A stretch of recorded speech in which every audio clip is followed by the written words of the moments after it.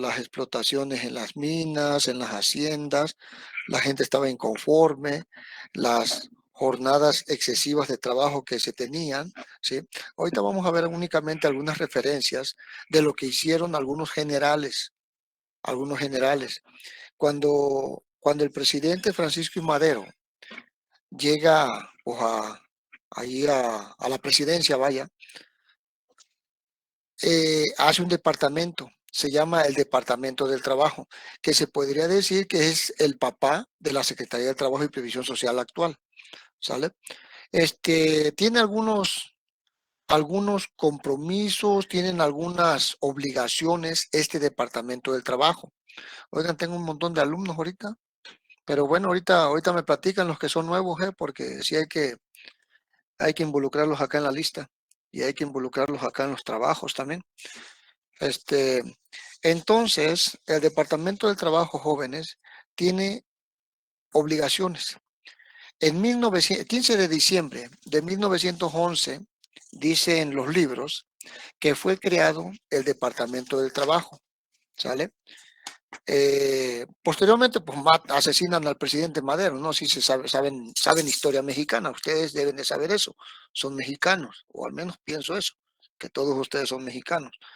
Tienen que saber su historia, la historia de nuestro país, ¿sí?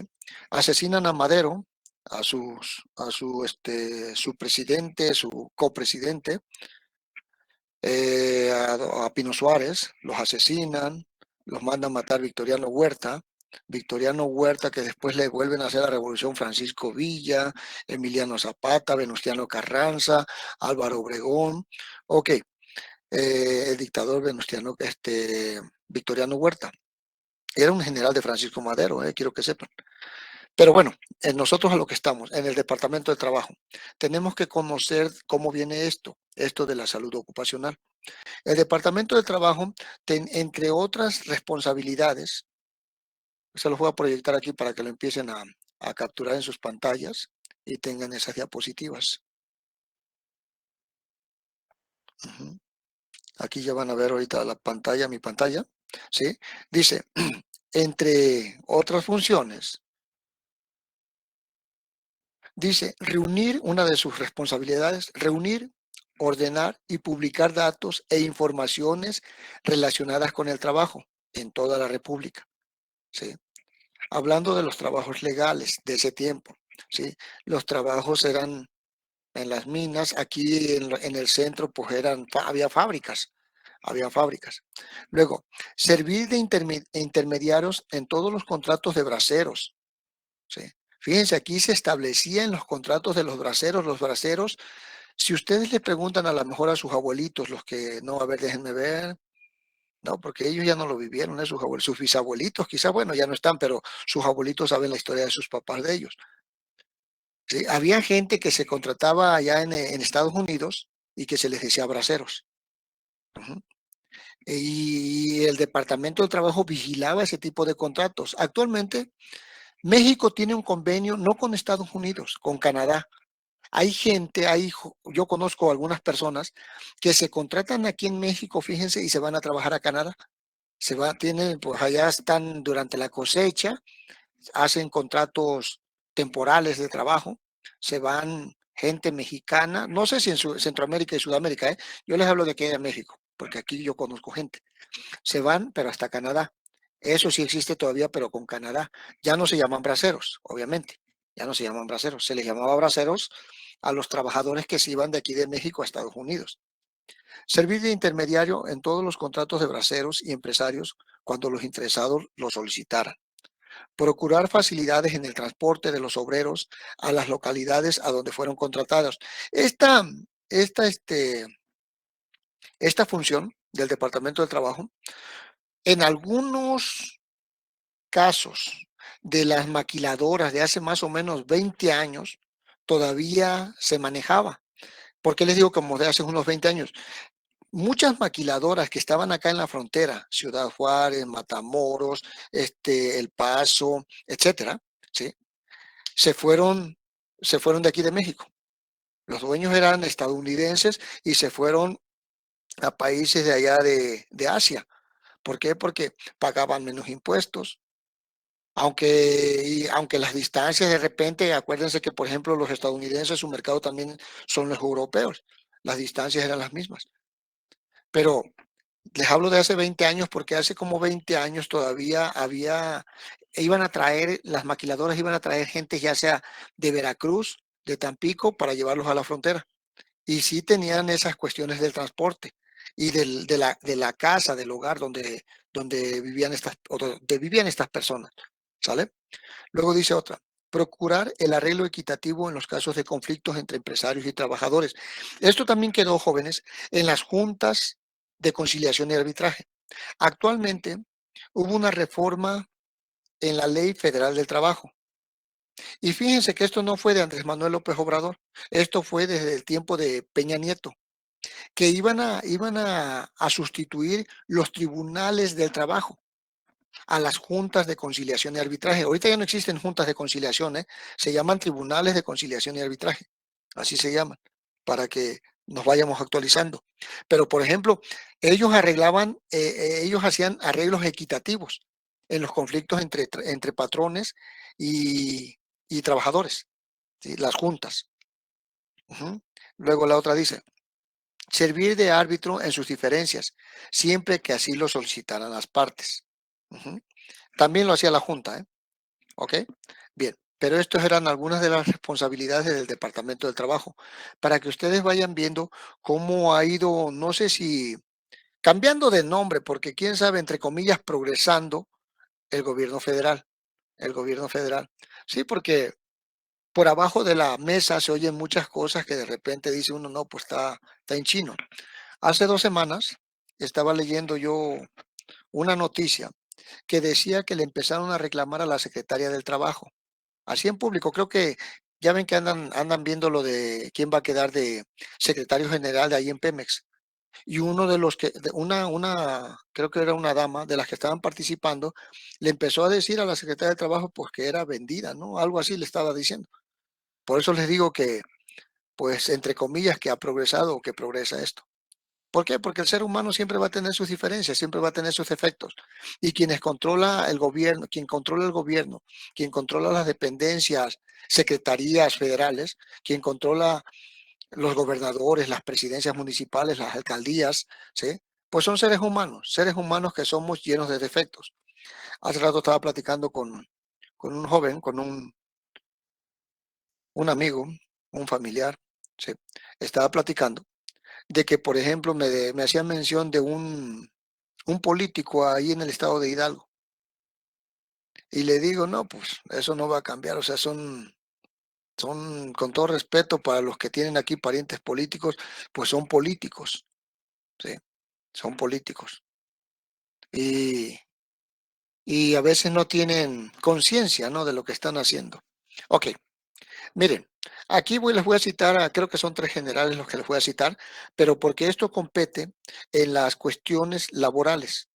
A ver, Leopoldo, a ver, ¿por qué estás haciendo mención de la Ley Federal del Trabajo? Nosotros acuérdate que si llevamos una materia de salud ocupacional, pues resulta ser que las condiciones de trabajo afectan las cuestiones de salud a los trabajadores, ¿sí? Y ahorita en un ratito más vamos a citar la Ley Federal del Trabajo, ¿sale?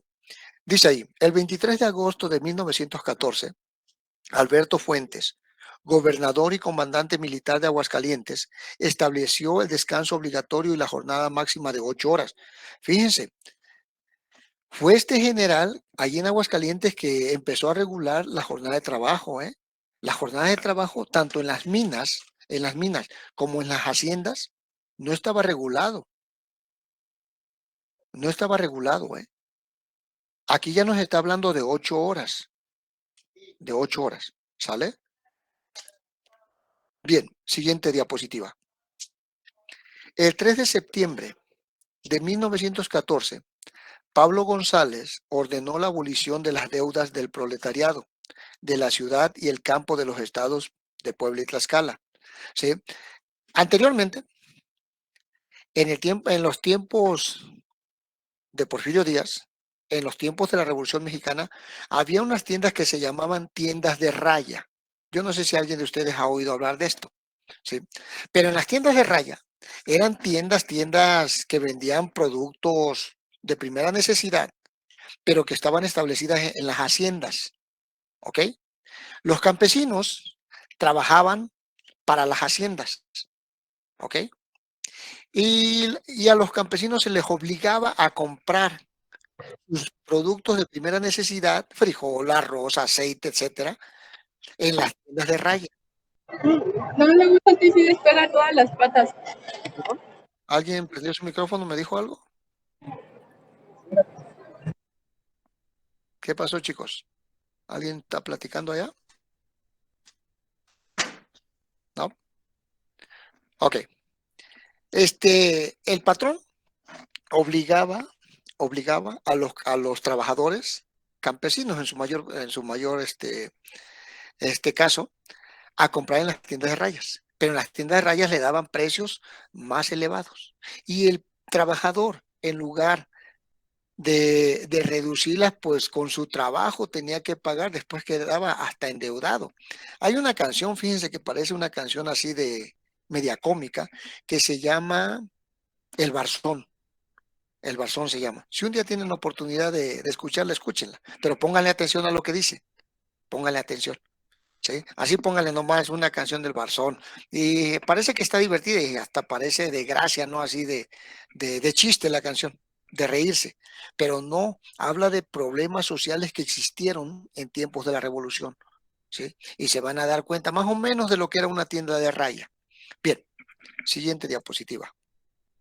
Dice, el 15 de septiembre de 1914, Eulalio Gutiérrez, gobernador y comandante militar de San Luis Potosí, decretó la jornada máxima, la cual era de 8 horas, ¿no? El salario mínimo, no había salarios mínimos, ¿eh? Recuerden que la revolución también por eso empezó allí en Cananea, en las minas de Cananea, ¿sabes? Creo que Río Blanco, ¿sale? En unas textileras de Veracruz, ¿ok?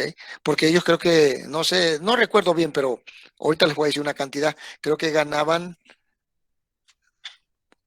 no sé si eran 5 centavos o 50 centavos, y ellos estaban pidiendo creo que 2 o 3 centavos más. Y eso les molestó para el salario diario. ¿Sí? Eso les incomodó a los patrones y contrataron Ranger gringos de Arizona porque los patrones eran estadounidenses y mataron a varias gente. Eso empezó a calentar la Revolución Mexicana. Ok, la jornada máxima, salario mínimo, supresión de tiendas de raya, proscripción de las deudas de los peones, que se eliminaran. Aquí van a ver unas imágenes de unas tiendas de rayas que existieron aquí en México. Ok, acá está, pues nomás la fachada, ¿no? Lo que quedó de la tienda de raya. Ujú.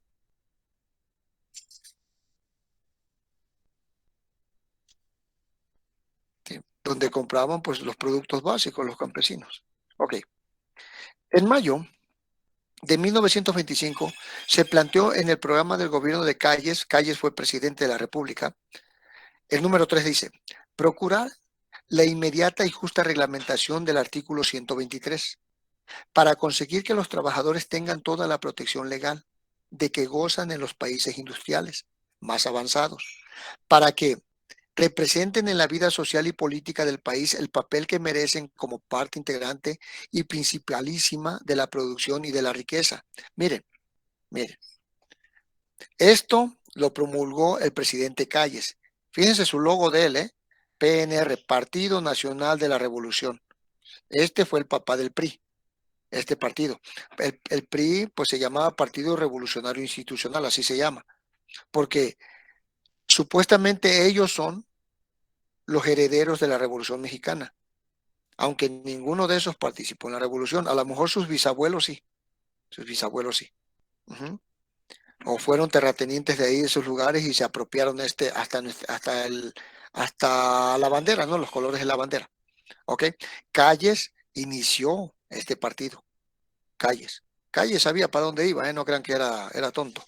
Sí, pero lo que él decía, para conseguir que los trabajadores tengan toda la protección legal de que gozan en los países industriales más avanzados. Ok, el país avanzado que nosotros hemos tenido desde la Segunda Guerra Mundial, un poquito y antes, yo creo, sí, porque ellos fueron inventores, sí.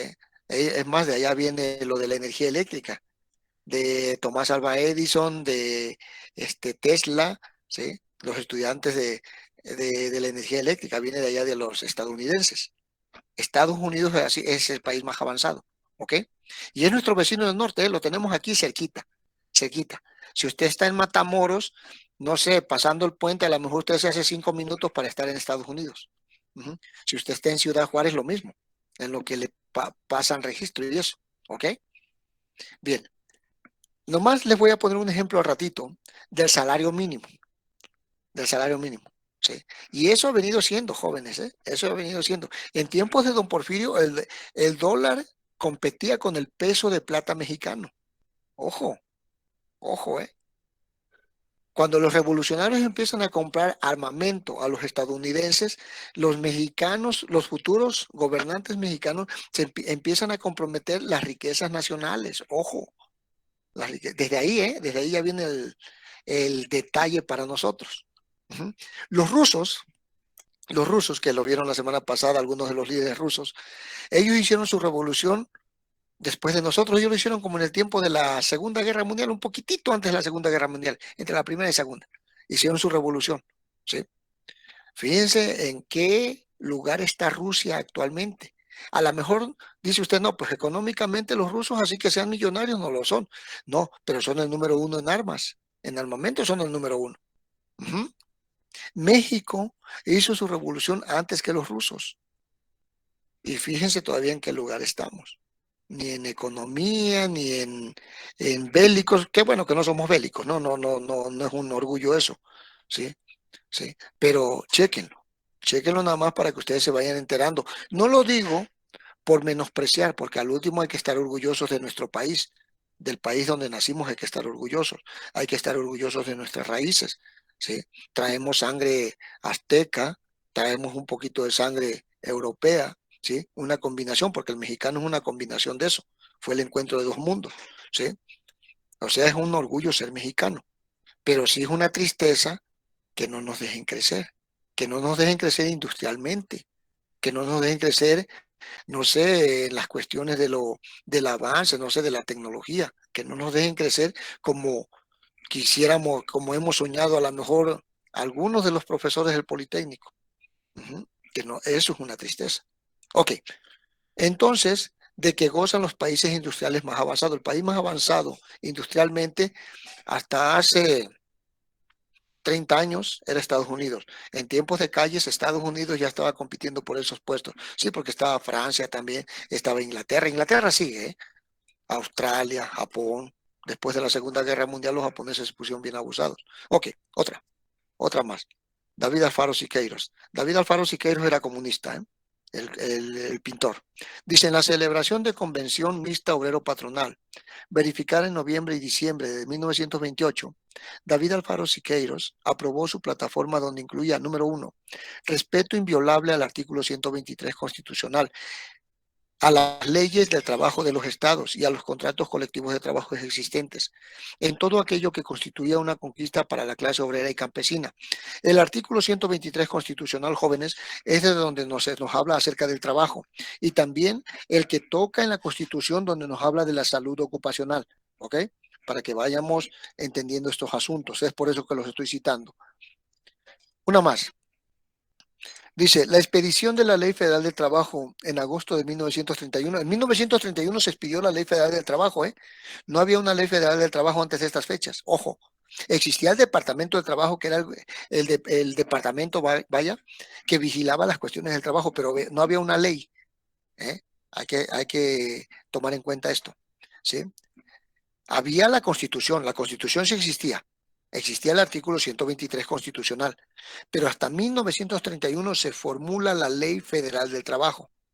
Dice, se produjo en la plena crisis económica, en medio de una profunda división del movimiento obrero y en un periodo en que el equipo gobernante abandonaba parte